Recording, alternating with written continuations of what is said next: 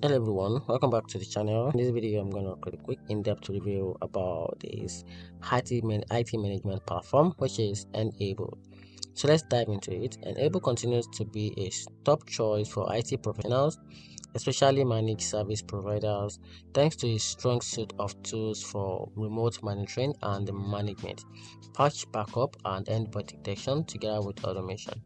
The platform is highly scalable and user-friendly, making it ideal for both small teams and large operations.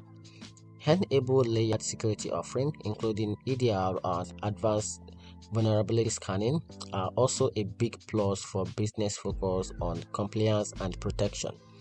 On the flip side, some users mentioned that while the core tools are excellent, advanced features often come with extra cost or integration needs.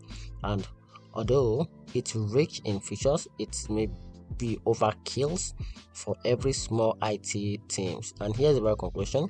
If you are managing a multiple client network or running on a complex IT operation, Enable remain one of the best IT management platforms in 2025, offering control, scalability, and a top-tier security all in one intuitive dashboard.